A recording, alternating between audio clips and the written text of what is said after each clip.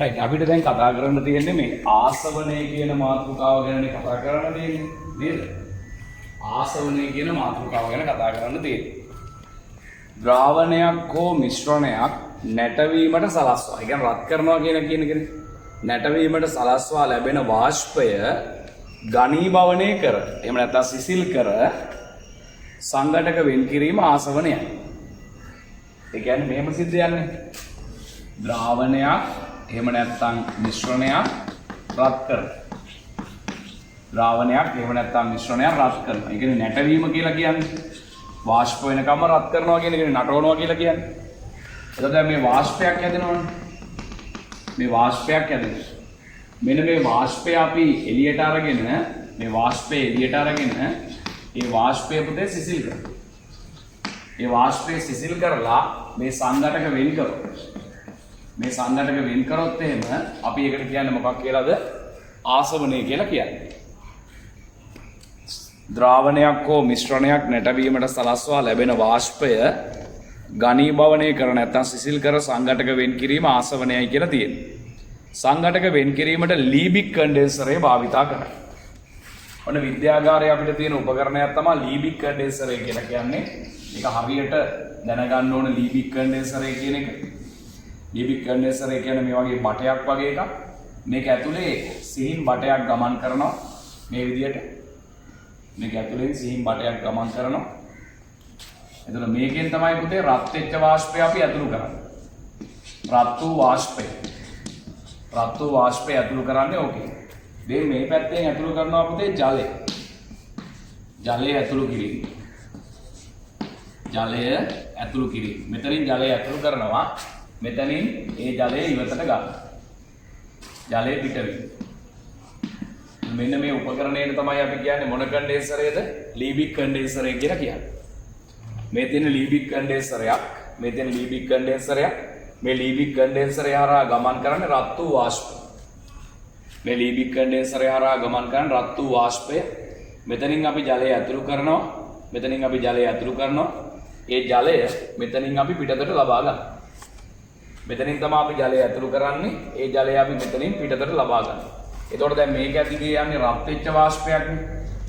රත් වෙච්ච වාෂ්පයක් යන්නේ මේ පැත්තෙන් යනවා සීතල වතුර. බටේට පිටි සීතල වතුර ඔහොම යනවා. රත් වෙච්ච වාෂ්පය මේ පැත්තට යනවා. සීතල වෙච්ච වතුර මේ බටේට පිටින් ඔහොම යනවා. එතකොට මොකද වෙන්නේ? මේ රත් වෙච්ච වාෂ්පය තාපය පිට කරනවා. තාපය පිට කරනකොට මේ හරියට යනකොට මොකද වෙන්නේ? ඒ වාෂ්පය ද්‍රවයක් බවට පත් වෙලා මෙතනින් එළියට එන්නේ ද්‍රව බිඳු. මේක තමයි ලීබික් කන්ඩෙන්සරේ කතාව. ඔක තමයි ලීබික් කන්ඩෙන්සරේ කතාව. එතකොට ඔයාලා දැනගන්න ඕන ඔය උපකරණයේ නම ලීබික් කන්ඩෙන්සරේ කියන එකයි ඕකේ වෙන දේ. රත් වෙච්ච වාෂ්පය මේ බටේ දිගේ ඔහොම යනවා. මේ බටේට පිටින් යන්නේ සිසිල් ජලය. මේ බටේට පිටින් යන්නේ සිසිල් ජලය. එතකොට මොකද වෙන්නේ? වාෂ්පය සීතල වෙලා ද්‍රව බවට පත් වෙලා මේකට බිඳු බිඳු පහළට එකතු වෙනවා. හරි නේද? ආසවණය කියන්නේ මොකද්ද? ද්‍රාවණයක් හෝ මිශ්‍රණයක් නැටවීමට සලස්වා ලැබෙන වාෂ්පය ඝනීභවණය කර වරහන් ඇතුළේ සිසිල් කර සංඝටක වෙන් කිරීමට කියනවා ආසවණය කියලා. සංඝටක සිසිල් කිරීමට ලීබික් කන්ඩෙන්සරය භාවිතා කරයි. වාෂ්පය ඇතුළු කරනවා. එක තැනකින් ජලය ඇතුළු වෙනවා. අනිත් පැත්තෙන් ජලය පිට වෙනවා. හරි. ඔය කතාව. සරල ආසවණය කියන කතාව. සරල ආසවණය.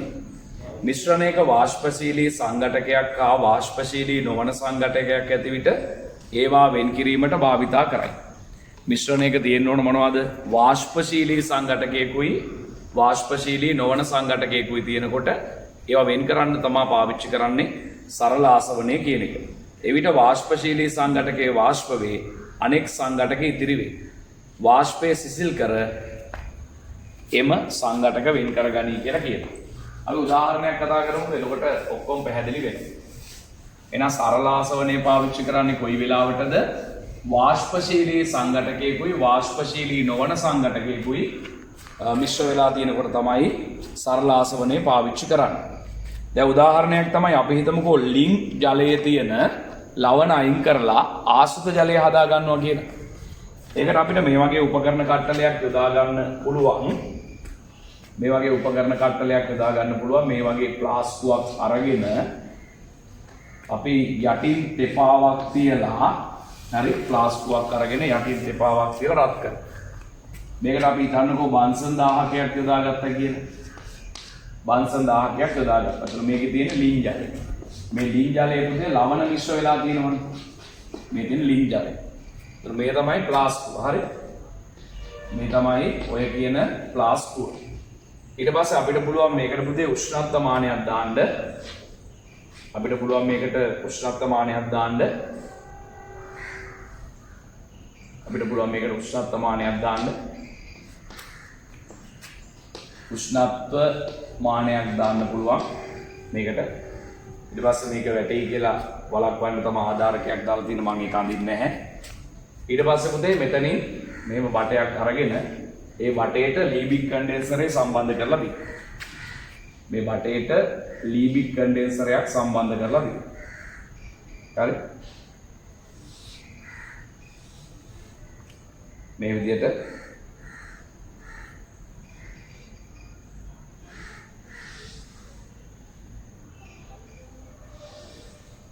ලීබික් කන්ඩෙන්සරයක් සම්බන්ධ කරලා තියෙනවා. ලීබික් කන්ඩෙන්සරේ මේ පැත්තෙන් ජලය ඇතුළු වෙනවා, මේ පැත්තෙන් ජලය පිට වෙනවා.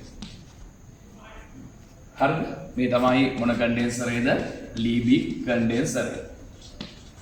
ලීබික් කන්ඩෙන්සරය. ඊට පස්සේ මෙතනින් මේ විදිහට බටයක් දාලා තියෙනවා. මෙතනින් අපි බීකරයක් හරි මොකක් හරි තියලා තියෙනවා. දැන් මොකද්ද මේකෙදි වෙන්නේ කියලා බලමුකෝ අපි. ලින් ජලයනේ පාවිච්චි කරලා තියෙන්නේ. මේ ජලය පුතේ රත් කරනවා. රත් කරනකොට ජලය වාෂ්ප වෙනවා. ලවණ වාෂ්ප වෙන්නේ නැහැ. ලවණ ටික මේක ඉතුරු වෙනවා. ලවණ මේක ඉතුරු වෙනවා, ජලය වාෂ්ප වෙනවා. ඒතර මේ රත් වෙච්ච ජල වාෂ්ප තමයි මේ ලීබික් කන්ඩෙන්සරේ දිගේ යන්නේ. රත් වෙච්ච ජල වාෂ්ප තමයි මේ ලීබික් කන්ඩෙන්සරේ දිගේ යන්නේ. එතකොට ඒ බටේට පිටින් යනවා මොන ජලයේද? සීතල ජලය. එතකොට මේ රත් වෙච්ච ජල වාෂ්පයේ සීතල වෙලා රත් වෙච්ච ජල වාෂ්පයේ සීතල වෙලා මොන බිඳු හැදෙනවද? රත් වෙච්ච ජල වාෂ්පයේ සීතල වෙලා මොනවා හැදෙනවද? ජල බිඳු හැදෙනවා. රත් වෙච්ච ජල වාෂ්පයේ සීතල වෙලා මොන බිඳු හදනවද? ජල බිඳු හදනවා. ඒ ජල බිඳු මේකට එකතු වෙනවා. ඒතර මේ ජලයේ පුතේ කිසිම දෙයක් මිශ්‍ර වෙලා නැති නිසා ඒවා මොන ජලයේ හැටියට සලකන්න පුළුවන්? ආශ්‍රිත ජලයේ හැටියට සලකන්න පුළුවන්. ඔක තමයි රූපය. හරි. දැන් ওই රූපේ ළඟ චූටි සටහනක් ලියා ගන්න. දරුවක් දාලා ලියන්න. ලින් ජලයේ ඇති ලවණ වාෂ්ප නොවන අතර ලින් ජලයේ ඇති ලවණ වාෂ්ප නොවන අතර ලින් ජලයේ ඇති ලවණ වාෂ්ප නොවන අතර ලින් ජලයේ ඇති ලවණ වාෂ්ප නොවන අතර ජලය පමණක් වාෂ්ප වේ. ජලය පමණක් වාෂ්ප වේ.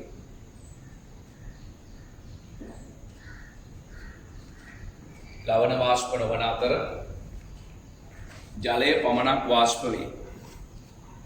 ලවණ වාෂ්ප නොවන අතර ජලය පමණක් වාෂ්ප වේ. ජලය පමණක් වාෂ්ප වේ. ජලය පමණක් වාෂ්ප වේ. රත්තු ජල වාෂ්ප රත්තු ජල වාෂ්ප ලීබික් කන්ඩෙන්සරය හරහා ගමන් කරන විට රත් වූ ජල වාෂ්ප ලීබික් කන්ඩෙන්සරය හරහා ගමන් කරන විට රත් වූ ජල වාෂ්ප ලීබික් කන්ඩෙන්සරය හරහා ගමන් කරන විට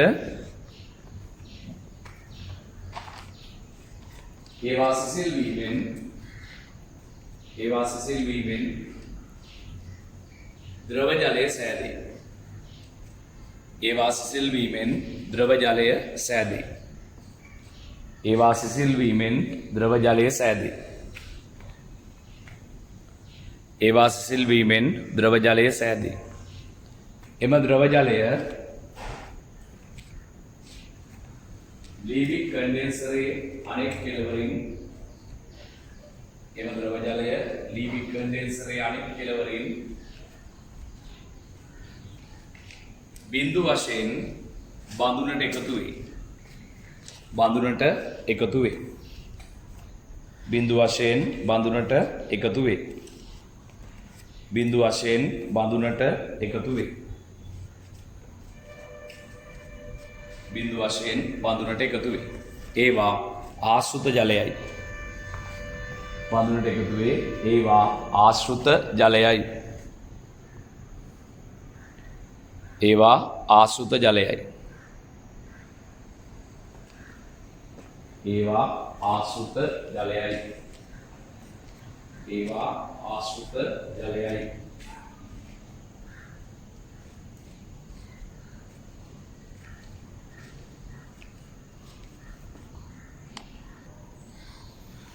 හරි අපිට ඊට පස්සේ කතා කරන්න තියෙන්නේ සරල ආසවනයේ හරි සරල ආසවනයේ පාවිච්චි කරන්නේ මොකටද? මිශ්‍රණයක වාෂ්පශීලී සංඝටකයක් හා වාෂ්පශීලී නොවන සංඝටකයක් තියෙනකොට තමයි සරල ආසවනයේ භාවිතා කරන්නේ. එතකොට මේ භාගික ආසවනය කියලා කියන්නේ දැන් අපි හිතමුකෝ මිශ්‍රණයක වාෂ්පශීලී සංඝටක කීපයක් තියෙනවා කියලා. මිශ්‍රණයක වාෂ්පශීලී සංඝටක කීපයක් තිබ්බොත් එහෙම ඒක සරල ආසවනයෙන් වෙන් කරන්න බෑ. එතකොට අපි යනවා භාගික ආසවනයට. මිශ්‍රණයක වාෂ්පශීලී සංඝටක කිහිපයක් තියෙනවා නම් ඒවා එකිනෙකින් වෙන් කරන්න පාවිච්චි කරන්න පුළුවන් අපිට භාගික ආසවනය කියන එක. හොඳම උදාහරණය තමයි පුතේ බොරතෙල් පිරිපහදු කිරීම. බොරතෙල් පිරිපහදු කිරීම කියන එක හොඳම උදාහරණයක් හැටියට ගන්න පුළුවන්. හැබැයි දැන් මම කියවනේ සංඝටක කිහිපයක් තියෙනවා නම් වාෂ්පශීලී සංඝටක කිහිපයක් තියෙනවා නම් හැබැයි ඒවා අපිට වෙන් කරන්න පුළුවන් වෙන්න නම් ඒ වගේ තාපාංක අතර සැලකිය යුතු පරතරයක් තියෙන්න ඕන. ඒ වගේ තාපාංක අතර සැලකිය යුතු පරතරයක්. තාපාංකය කියන්නේ මොකද්ද කියලා මතකද? ද්‍රවයක් වාෂ්ප වෙන උෂ්ණත්වය. ද්‍රවයක් වාෂ්ප වෙන උෂ්ණත්වය. දැන් අපි ගත්තොත් එහෙම පුතේ ද්‍රවයක් රත් කරගෙන යනකොට වාෂ්ප වෙනවනේ. ඒ වාෂ්ප වෙන උෂ්ණත්වයට කියනවා තාපාංකය කියලා. දැන් ජලය ගැන හිතන්නකො. ද්‍රව ජලය රත් කරගෙන යනකොට සෙල්සියස් අංශක 100 තමයි වාෂ්පය. එහෙනම් ඔකේ අනිත් පැත්ත වාෂ්පයක් සීතල කරගෙන එනකොට ද්‍රව වෙන්නේ ඒ උෂ්ණත්වයෙන්. ඒ කියන්නේ වාෂ්ප වෙන්නේ 100 දී නම් වාෂ්පයේ ද්‍රවයක් වෙන්නේ කීයද? 100 දීම තමයි. ඔන්න මතක තියාගන්න. දැන් ද්‍රවයක් වාෂ්පයක් වෙන උෂ්ණත්වයේ තාපාංකය කියන්නේ. දැන් තාපාංකය 100යිනේ. ඒ වගේම තමයි වාෂ්පයක් මොකක් බවට පත් වෙන්නේ? ද්‍රවයක් බවට පත් වෙන්නේ සීතල කරගෙන එනකොට ඒ උෂ්ණත්වයේදීම තමයි. දැන් මේකට හොඳම උදාහරණය තමයි පුතේ මේ තෙල් පිරිපහදු කිරීම. බොර තෙල් පිරිපහදු කිරීම. පිරිපහදු කරලා එක සංඝටක වෙන් කරගන්න එක.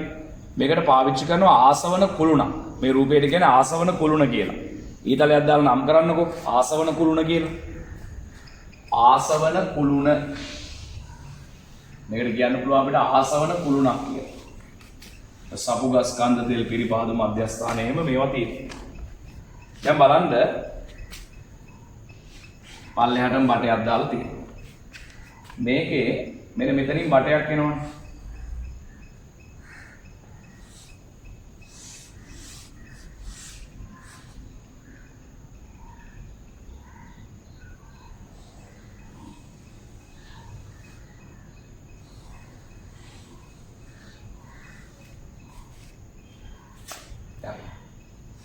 දැන් ඔන්න ඔහොම තමයි තියෙන්නේ. දැන් මේ පැත්තෙන් තමයි පුතේ බොර තෙල් එන්නේ. මේ පැත්තෙන් මොන තෙල් එවනවද? බොර තෙල් එවනවා. මේ පැත්තෙන් බොර තෙල් එවනවා. දැන් ඔයාලට පේනවද ඔක්කොම? හරියට පැහැදිලිව පේනවද? හරි. දැන් මේ පැත්තෙන් පුතේ බොර තෙල් එවනවා. දැන් එවන්නේ රත් වෙච්ච බොර තෙල්. හරිද? දැන් මෙතනින් අපි රත් කරනවා හොඳට මේක. මෙතනින් රත් කරනවා කියලා ගන්නකො රත් කිරීම. එතකොට තනි කරම පුතේ මෙහෙට එන්නේ බොර තෙල් වාෂ්පයක් එන්නේ.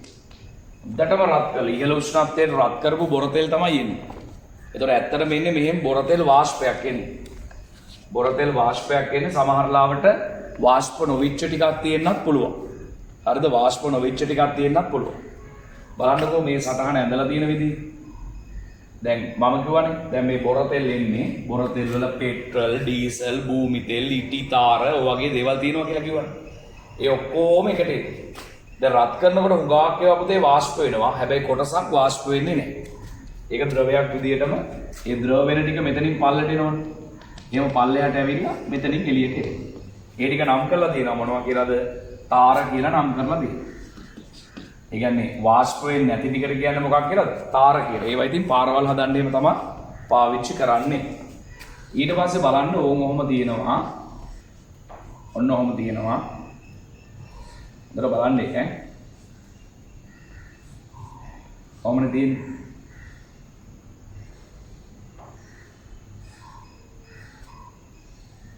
මේකේ බටේ මෙතනින් ගන්නම්කෝ.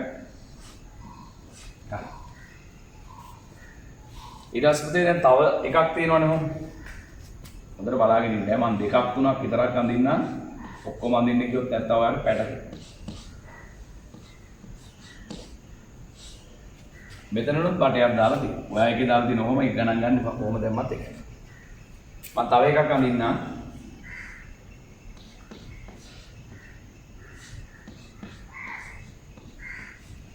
දැන් මම කිව්වා ද්‍රවයක් වාෂ්ප වෙන්නේ තාපාංකයේදී වාෂ්පයක් සීතල වුණොත් ද්‍රව වෙන්නේ තාපාංකයේදී කියලා කිව්වනේ.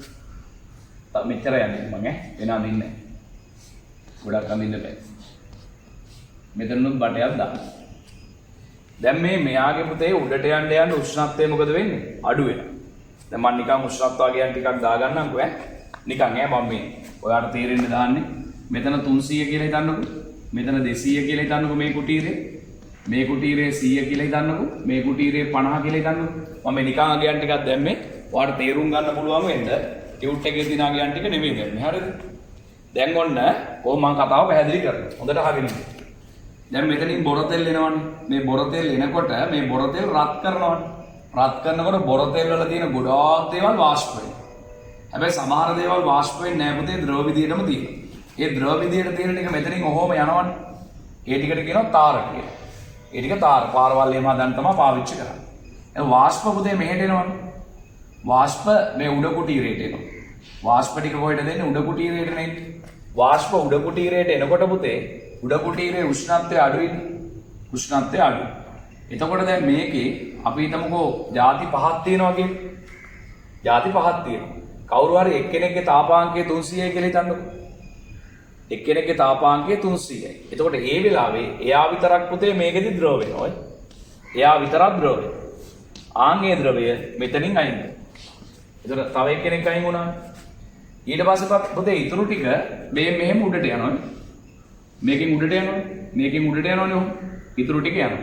ගියාට පස්සේ මේක ඇතුලේ උෂ්ණත්වය තවත් අඩුයිනේ. එතකොට තව කෙනෙක් ඉන්න පුළුවන් මේ තාපාංකයේ තියෙන.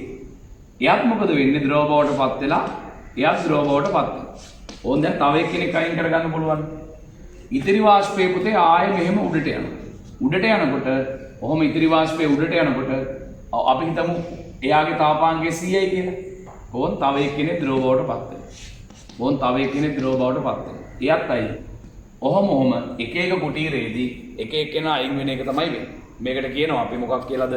තෙල් පිරිපහදුව නැත්තම් වාහික ආසවණය කියලා. බොරතෙල්. මෙතනින් පුතේ ඉතිරි වාෂ්ප ටික පිට වෙනවා. ඕනනම් ඒ වාෂ්පය ගෑස් සිලින්ඩර් වලට පුරවන්න පුළුවන්. ඕක තමයි වෙන්නේ. උඩට යන්න උෂ්ණත්වය අඩුයි. උඩට යනකොට එක එක්කෙනාගේ තාපාංකය හම්බ වෙනවා. එතකොට ඒ කට්ටිය ද්‍රව බවටපත් වෙලා ඒ බටෙන් අයින් වෙනවා. මේක තමයි භාගික ආසවණය කියලා කියන්නේ. හරි කියවලා බලන්නකො. රූපස්ථානයේ තියෙනවනේ ඔක්කොම. ලියන්න මෙහෙම පාළි. පාළි ලියන්න අවදා. බොරතෙල් රත් කර වාෂ්ප ලෙස බොරතෙල් රත් කර වාෂ්ප ලෙස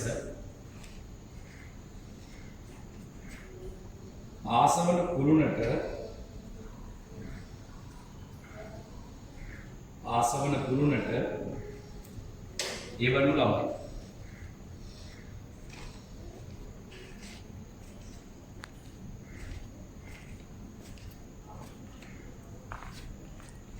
වාෂ්ප නොවන කොටස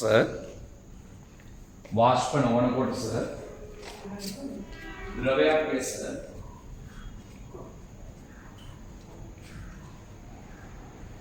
වාෂ්ප නොවන කොටස ද්‍රවයක් ලෙස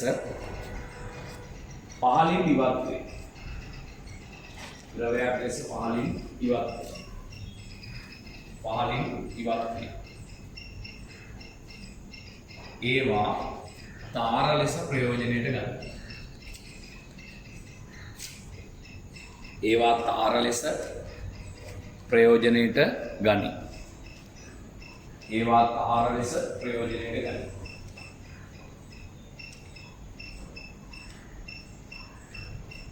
ඒවා තාර ලෙස ප්‍රයෝජනයට ගනි. ඒවට තමයි අපි කියන්නේ තාර කියලා. ඒවා තාර ලෙස ප්‍රයෝජනයට ගනී. ඒවා තාර ලෙස ප්‍රයෝජනයට ගනී. ඒවා තාර ලෙස ප්‍රයෝජනයට ගනී. තරුවත් දාන්න ආසවන කුළුණේ ඉහළට යන විට එක් එක් කුටීරයේ උෂ්ණත්වය අඩු වේ. ආසවන කුළුණේ ඉහළට යන විට එක් එක් කුටීරයේ උෂ්ණත්වය අඩු වේ. ආසවන කුළුණේ ඉහළට යන විට එක් එක් කුටීරයේ උෂ්ණත්වය අඩු වේ. එක් එක් කුටීරයේ උෂ්ණත්වය අඩු වේ. ආසවන කුළුණේ ඉහළට යන විට එක් එක් කුටීරයේ උෂ්ණත්වය අඩු වේ. එක් එක් කුටීරයේ උෂ්ණත්වය අඩු වේ.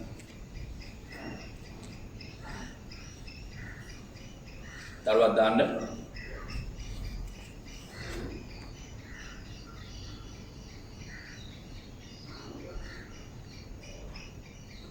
බොරතෙල් වල ඇති විවිධ සංඝටකවල නැත්නම් බොරතෙල් වල ඇති එක් එක් සංඝටකයේ තාපාංකය හමුවන කුටීරයේදී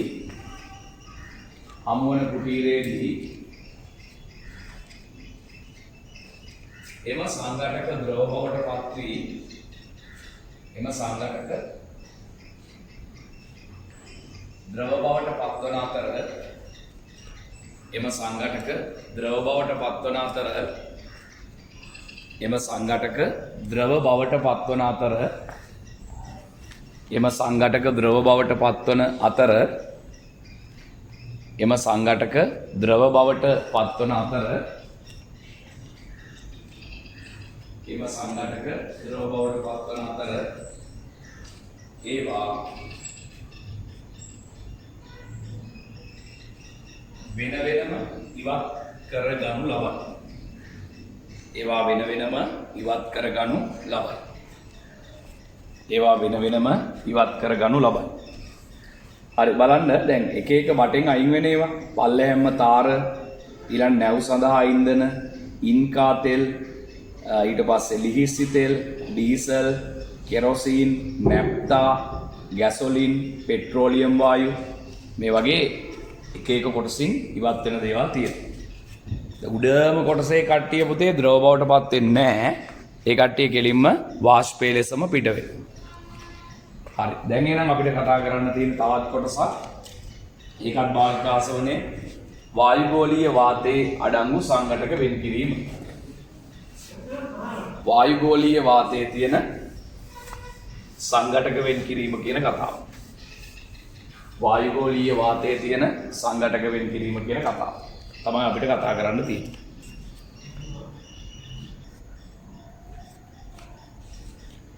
අය බලමු වායුගෝලීය වාතයෙන් සංඝටක වෙන් කරන්නේ කොහොමද කියලා බලමු.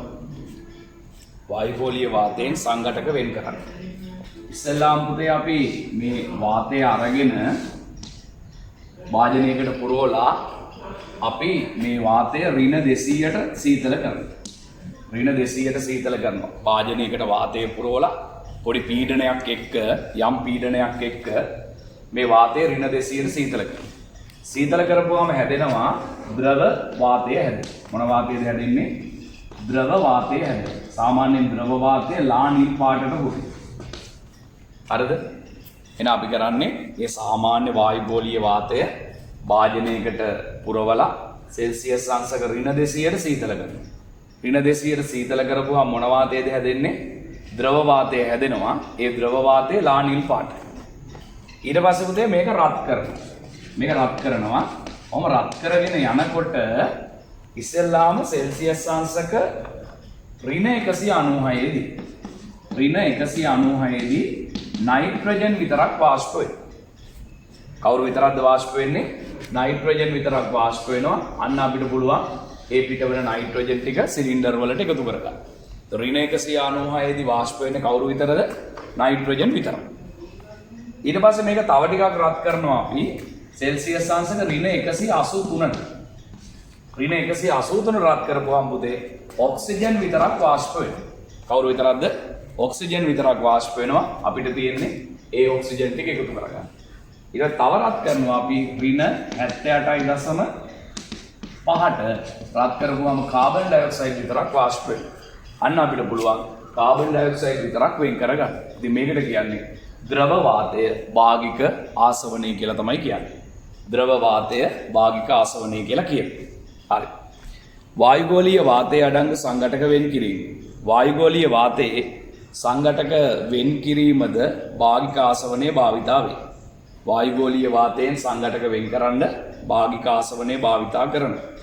පීඩනයක් යටතේ වායුගෝලීය වාතය ඍණ 200 පමණ සිසිල් කරන විට ද්‍රවයක් බවට පත් වේ. වරන් ඇතුළේ ලා නිල් කියලා ලියා ගන්න පොඩියට. ද්‍රව වාතයේ පාට ලා නිල් පාට. ලා නිල්. ඊට පස්සේ කියනවා මෙම ද්‍රවයේද වායු සංඝටක කීපයක් සහිත එකකි. මෙම ද්‍රවය නැවත රත් කරන විට එක් එක් සංඝටක ඒවායේ තාපාංකයේදී වාෂ්ප වේ. ඍණ 196 දී නයිට්‍රජන්, ඍණ 183 දී ඔක්සිජන්, ඍණ 78.5 දී කාබන් ඩයොක්සයිඩ් මේ විදිහට ඉවත් වෙනවා කියලා තමයි කියන්නේ. අර ඊට පස්සේ අපිට තියෙන්නේ මොකක් ගැනද? හුමාල ආසවනය ගැන කතා කරන්න තියෙන්නේ. කියවන්න බලන්න හුමාල ආසවනය ගැන. ශාක කොටස් වල ඇති සංඝටක වෙන් කිරීමට එම සංඝටක වල තාපාංකය දක්වා රත් කළ නොහැකියි. ශාක කොටස් වල ඇති සංඝටක වෙන් කරන්න එම සංඝටක වල තාපාංකය දක්වා රත් කරන්න බැහැ. ඒකට හේතුව තාපාංකයට ආසන්න උෂ්ණත්වයේදී ඒවා වියෝජනය වී විනාශ වීම හෝ වෙනත් සංයෝග බවට පරිවර්තනය වීම. මොන හරි වැදගත් ඈ. ශාක කොටස් වල තියෙන සංඝටක වෙන් කරන්න එම සංඝටක තාපාංකය දක්වා රත් කරන්න බැහැ. රත් කරොත් මොකද වෙන්නේ? එක්කෝ ඒවා වියෝජනය වෙනවා, වියෝජනය වෙලා විනාශ වෙනවා. එහෙම නැත්නම් වෙනස් සංයෝග බවට පත් වෙනවා. දැන් හිතන්නකෝ ගහක තියෙන බේතක් කියලා. ඒ බේත උතේ තාපාංකය දක්වා රත් කරොත් සමහර ලාවට ඒක වියෝජනය වෙන්න පුළුවන්. එහෙම නැත්නම් ඒක සමහර ලාවට වෙනත් ද්‍රව්‍යයක් බවට පත් වෙන්නත් පුළුවන් රත් වුණාට පස්සේ. එබැවින් මිශ්‍රණයට තාපය සපයන්නේ හුමාලය මගින්. එහෙනම් මේ මිශ්‍රණයට තාපය සපයන්නේ හුමාලය මගින්. ජලය සමග හොඳින් මිශ්‍රවන සංයෝග ජලය සමග හොඳින් මිශ්‍රවන සංයෝග ජලය සමග මිශ්‍ර වී ඇති විට එම මිශ්‍රණයේ තාපාංකය ජලයේ තාපාංකයට වඩා ඉහළයි. ජලය සමග හොඳින් මිශ්‍ර නොවන සංයෝග ජලය සමග එකතු වූ විට එම මිශ්‍රණයේ තාපාංකය ජලයේ තාපාංකයට වඩා පහළයි. හොඳ කතා දෙකක් තියෙන්නේ. ජලය සමග හොඳින් මිශ්‍ර වෙන සංයෝගයක් නම් ජලය සමග හොඳින් මිශ්‍ර වන සංයෝගයක් නම් ඒ මිශ්‍රණයේ තාපාංකය මොකද වෙන්නේ? ජලයේ තාපාංකයට වඩා ඉහළ යනවලු. ජලය සමග හොඳින් මිශ්‍ර වෙන්නේ නැති සංයෝගයක් නම් ජලය සමග එකතු වුනහම ඒ මිශ්‍රණයේ තාපාංකය ජලයේ තාපාංකයට වඩා පහළ යනවා. සගන්ධ සංයෝග බොහොමයක් ජලය සමග හොඳින් මිශ්‍ර නොවේ වෙන්නේ. සගන්ධ සංයෝග බොහොමයක් ජලය සමග හොඳින් මිශ්‍ර නොවේ. ඒවාට ජලයට වඩා ඉහළ තාපාංකයක් ඇත. මේවා සෛල තුල ජලය සමග මිශ්‍ර වී පවතී කියලා කියනවා. හරි. දැන් ඔන්න රූප ස්ථානක් දීලා තියෙනවා බලන්න.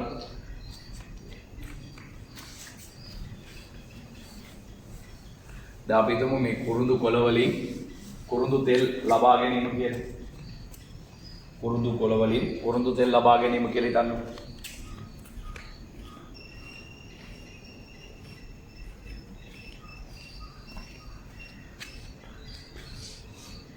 මේ තියෙන තෙපාවක් මේ තියෙන ප්ලාස්කුවක් මේ ප්ලාස්කුවට ජලය දාලා තියෙන්නේ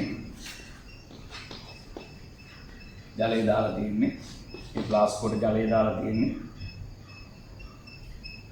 මේකට මේ විදිහට බටයක් දාලා තියෙනවා පුතේ. මේ බටෙන් බලාපොරොත්තු වෙන්නේ බැරි වෙලාවත් පීඩනය වැඩි වුණොත් එහෙම දැන් මේක රත් කරනවනේ පීඩනය වැඩි වෙලා පුපුරන්න පුළුවන්. බැරි වෙලාවත් පීඩනය ගොඩක් වැඩි වුණොත් මේකේ තියෙන ද්‍රවයෙන් කොටසක් එළියට ගිහිල්ලා පීඩනය අඩු කරගන්න පුළුවන්. එතකොට මේ භාජනය පුපුරන්න.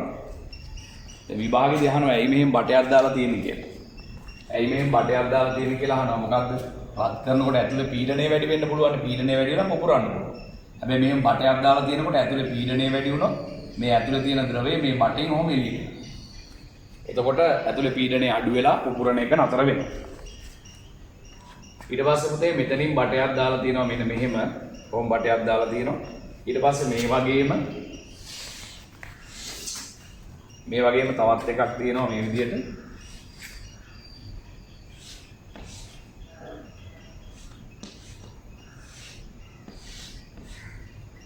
මේකේ කුරුඳු කොළ තියෙන්නේ. කුරුඳු කොළ, කුරුඳු පත්‍ර කැබලි තියෙන්නේ. මේ විදිහට මේ බටේ දිගේ හුමාලේ ඉන්නේ. මේ බටේ දිගේ හුමාලේ එන්න ඕනේ.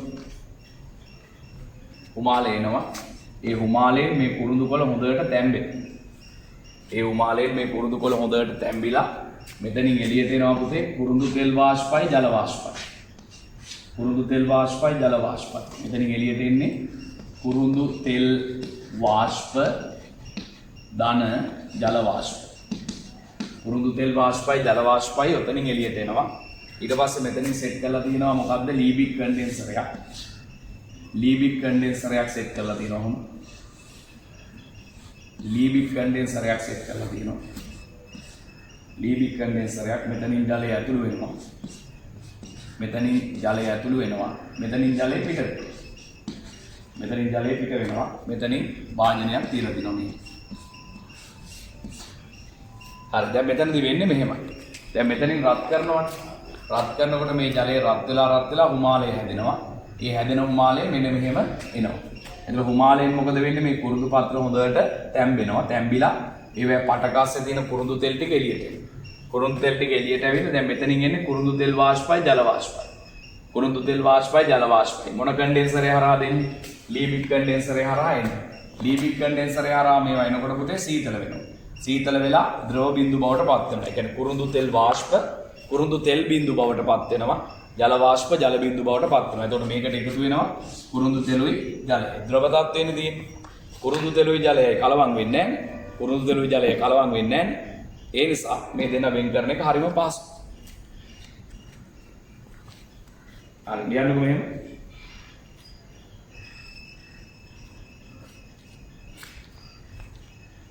මෙහිදී කුරුඳු පත්‍රවලට හුමාලය මගින් තාපය සපයයි. මෙහිදී කුරුඳු පත්‍රවලට හුමාලය මගින් තාපය සපයයි. මෙහිදී කුරුඳු පත්‍රවලට හුමාලය මගින් තාපය සපයයි. මෙහිදී කුරුඳු පත්‍රවලට හුමාලය මගින් තාපය සපයයි. මෙහිදී කුරුඳු පත්‍රවලට හුමාලය මගින් තාපය සපයයි. මෙහිදී කුරුඳු පත්‍රවලට හුමාලය මගින් තාපය සපයයි.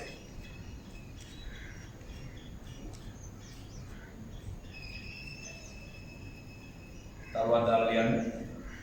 ජලයේ තාපාංකයට වඩා අඩු උෂ්ණත්වයේදී ජලයේ තාපාංකයට වඩා අඩු උෂ්ණත්වයේදී ජලයේ තාපාංකයට වඩා අඩු උෂ්ණත්වයේදී ජලය හා සගන්ධ තෙල් වාෂ්ප වේ. ජලය හා සගන්ධ තෙල් වාෂ්ප වේ. ජලය හා සගන්ධ තෙල් වාෂ්ප වේ. ජලය හා සගන්ධ තෙල් වාෂ්ප වේ. තවත් ඒවා ලීබික් කන්ඩෙන්සරය හරහා ගමන් කරන විට ඒවා ලීබික් කන්ඩෙන්සරය හරහා ගමන් කරන විට ඒවා ලීබික් කන්ඩෙන්සරය හරහා ගමන් කරන විට ඒවා ලීබික් කන්ඩෙන්සරය හරහා ගමන් කරන විට සිසිල් වී ඒවා ලීබික් කන්ඩෙන්සරය හරහා ගමන් කරන විට සිසිල් වී ද්‍රව ජලය හා ද්‍රව සගන්ධ තෙල් සෑදේ. ද්‍රව ජලය හා ද්‍රව සගන්ධ තෙල් සෑදේ. ද්‍රව ජලය හා ද්‍රව සගන්ධ තෙල් සෑදේ. තවත් ජලය හා සගන්ධ තෙල්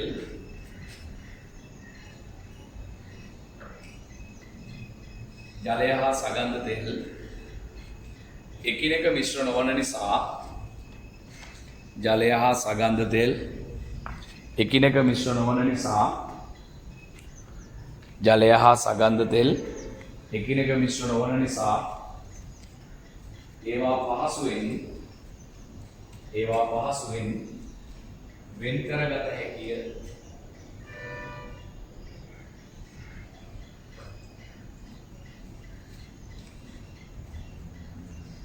ඊළඟ පිටුවේ තියෙනවා සගන්ධ තෙල් වල ප්‍රයෝජන කියලා කොටසක්.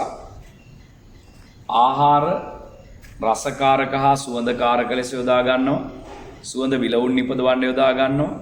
දන්තාලේප වල සංඝටක ලෙස යොදා ගන්නවා. ඖෂධ වර්ග නිෂ්පාදනයට යොදා ගන්නවා. පැහැදිලිද?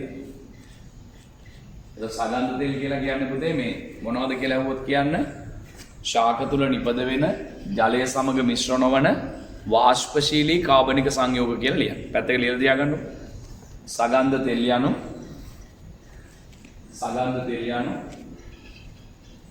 ශාක තුල නිපද වෙන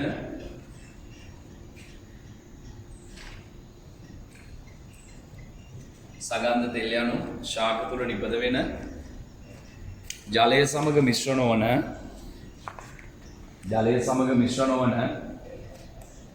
වාෂ්පශීලී කාබනික සංයෝග වේ.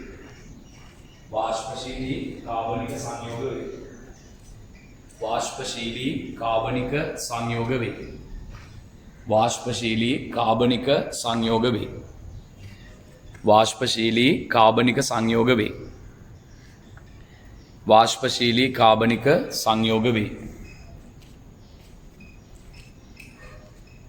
වාෂ්පශීලී කාබනික සංයෝග වේ. වාෂ්පශීලී කාබනික සංයෝග වේ. වාෂ්පශීලී කාබනික සංයෝග වේ. මේ මෙතන මේ බටේ තියෙන තැන පොඩ්ඩක් දාන්නකෝ. මෙහෙම ඉතලයක් දාලා x අකුර කියලා දාන්නකෝ. ඊට පස්සේ රූපය ලියන්න මෙහෙම. x නලයේ යෙදීමට හේතු. රූපය ළඟ ලියාගන්න ලේසි. x නලයේ යෙදීමට හේතු. ලියන්න රත් කරන විට බඳුනේ පීඩනය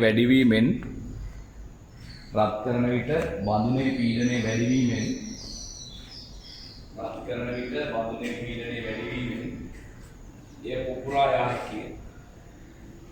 රත් කරන විට බඳුනේ පීඩනය වැඩිවීමෙන් එය පුපුරා යා හැකිය. රත් කරන විට බඳුනේ පීඩනය වැඩිවීමෙන් එය පුපුරා යා හැකිය. ලියන්න. එලෙස පීඩනය වැඩි වූහොත්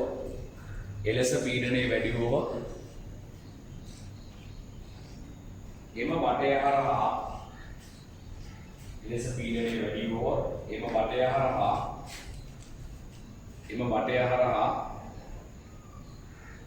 ද්‍රවයෙන් කොටසක්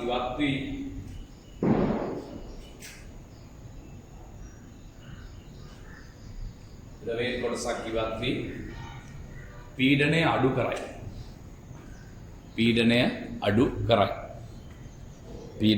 අඩු කරයි. ඔය ටික තමයි ආසවනයේ යටතේ තියෙන්නේ. සරල ආසවනය, භාගික ආසවනය, මේකට කියන්නේ හුමාල ආසවනය කියලා.